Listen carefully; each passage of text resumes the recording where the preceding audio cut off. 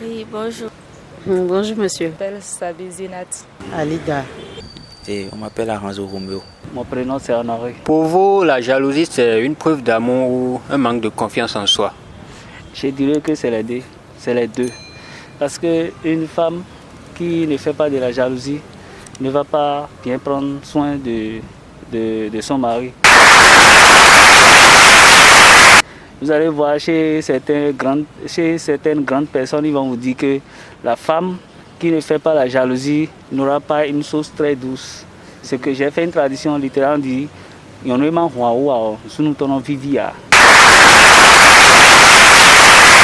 voilà, c'est quand ça dépasse les limites là que ce n'est pas bon. Moi, c'est Charlotte. Selon moi, je peux dire que la jalousie, c'est une preuve d'amour.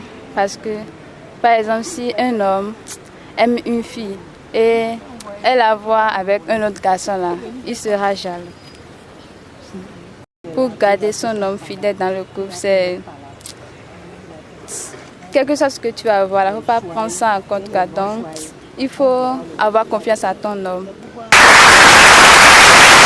On m'appelle Iwa Mathieu. Pour moi, d'une part, c'est une preuve d'amour. Parce que quand tu aimes quelqu'un et que la personne te brise le cœur, ça gêne, ça dérange. Et ça peut même te faire traumatiser. Continue. Et d'autre part, quand tu es, comment dire, psychologiquement libre, tu peux toutefois s'échapper de ça, et l'oublier. Je dirais que pour moi, la jalousie, c'est un manque de confiance en soi. Dans un premier temps, bien sûr. Parce que si je suis confiante et que j'ai confiance en mon partenaire, je ne vois pas à quoi ça sert d'intégrer là la jalousie qui peut en quelque sorte créer des mésententes entre nous. Et dans un second temps, pour ne pas être dans un même côté, je dirais que la jalousie, il faut ça, mais pas de façon exagérée.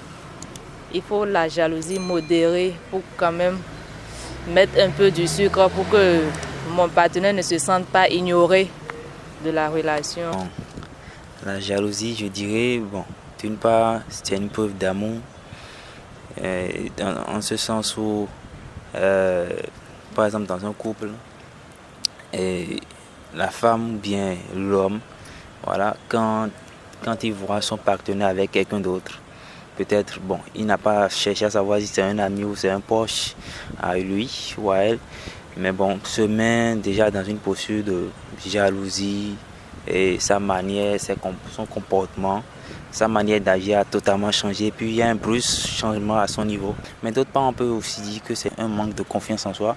Parce que si tu n'as pas confiance, une totale confiance en ton partenaire, si tu le vois avec quelqu'un d'autre, tu peux avoir d'autres idées bizarres. Mais en réalité, s'il a la confiance réellement, je pense, n'importe avec qui tu vois ton conjoint, c'est rien du tout. Tu vas juste considérer que voilà, elle doit fréquenter d'autres personnes à part moi. Et puis comme j'ai confiance en lui, il n'y a rien qui puisse faire pour me mettre ou compromettre notre relation. Donc. Je m'appelle Rosalie Mungia. Pour vous, la jalousie est une preuve d'amour ou un manque de confiance en soi? Oui. La jalousie... Non! C'est une preuve d'amour. Oui. Pourquoi vous dites que c'est une preuve d'amour?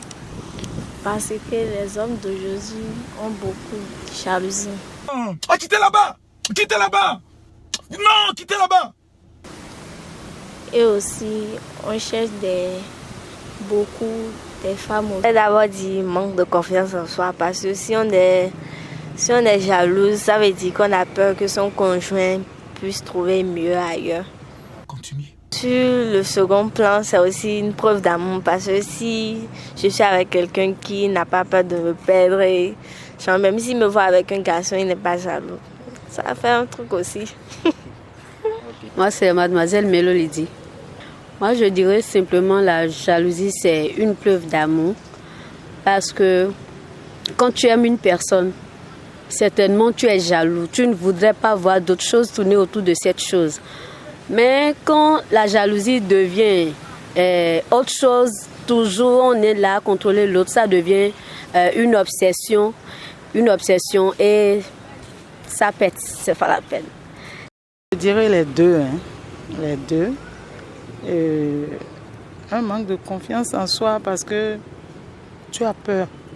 Tu n'assumes pas peut-être, tu as peur que ça t'échappe. Maintenant, et de l'autre côté aussi, quand tu es là et que tu ne dis rien, c'est comme si tu n'étais pas là, quoi. Donc des fois, il faut quand même se manifester, voilà.